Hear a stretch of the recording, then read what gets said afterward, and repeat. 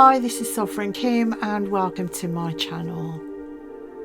You know, I've been reflecting on something recently and I wanted to share it with you, but not as a theory, but as a question worth sitting with. What if, just what if, by focusing on chaos in the world, what if we're actually creating it? And I don't mean consciously, because none of us are sitting here saying, let's make things worse. But just think about it. If humans are creators, which we are, if consciousness is creative, then what happens when billions of us keep imagining and fearing collapse, war and destruction and things like that? Could it be that maybe that fear itself is feeding the frequency of what we're actually seeing in the world today, in our lives, in our countries, and so forth? I started wondering, what if even the prophecies and the scriptures we've inherited, those stories of end times or of great judgment, what if they were never meant to come true? What if they were glimpses of possible futures, and by believing in them as fixed destinies, we accidentally breathe life into them? And that's the great irony, isn't it? You know, belief is powerful. You already know that focus is creation, and maybe, just maybe, for thousands of years we've been unknowingly reinforcing an old world view, one based in fear or separation and guilt. But if that's true, then so is the opposite. If fear can create chaos, love can create coherence. If focus can build a storm, it can also calm one. So therefore, maybe the end of the world isn't about a destruction at all. Maybe it's about the end of that way of seeing, the end of unconscious creation, the end of giving our power to fear. How do we shift it? We start by becoming conscious witnesses instead of reactors. By choosing not to feed fear, even when the world seems very loud with that. By using our voice, our intention, our imagination to tell a new story, to hold a vision of a world that's healed, that's peaceful, that's sovereign, and that is awake. And the moment we start doing that, the prophecy changes, because we change.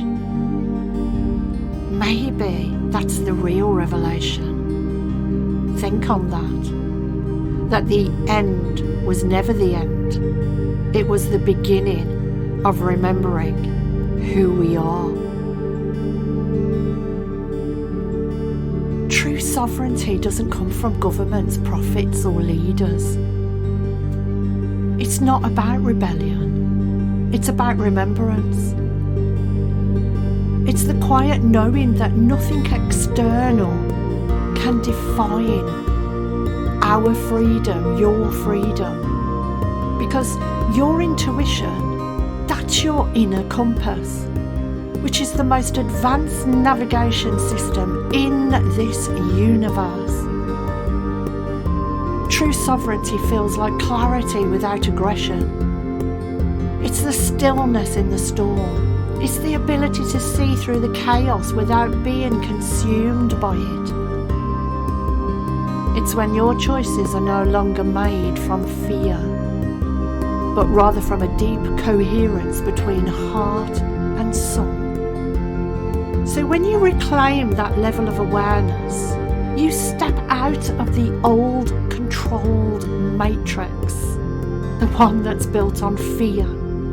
You stop reacting to the noise and you start responding from consciousness. You begin to recognize the manipulation, not with anger, but with the compassion and detachment, because you understand the game now. And in that understanding, you take your creative power back. I repeat, you take your creative power back. So how do we walk forward from here? We start listening inwards again. We stop outsourcing truth to the media, the state, the gurus. We learn to trust the quiet pulse within our own consciousness. We use our own intuition, not just as a guidance, but as a spiritual technology that helps us discern resonance from deception. We gather in coherence, communities of awakened hearts and souls, and we begin creating from clarity, not from fear. And that's how we exit the old timeline, not by fighting the system, but becoming energetically incompatible with it. And this, I believe, is what the true new world looks like. It's not built by politicians and saviours. It's born from frequency, through awakened humans remembering who they are. It feels expansive, grounded, luminous. It's like the authenticity, the transparency, connection. It moves in alignment with nature, not against it. It's the return of our inner authority to rebirth, or should we say the rebirth of truth through intuition. The rebirth of truth through intuition, and the remembrance that we were never waiting for the world to change. We were waiting for ourselves to remember.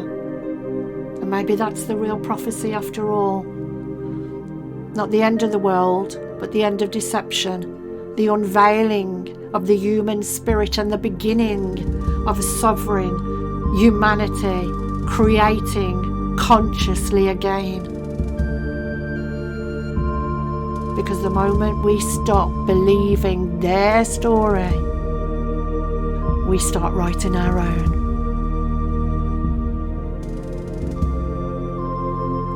This is Sovereign Kim signing out. Until we meet again in the next Sovereign Energetic Frequency Connection.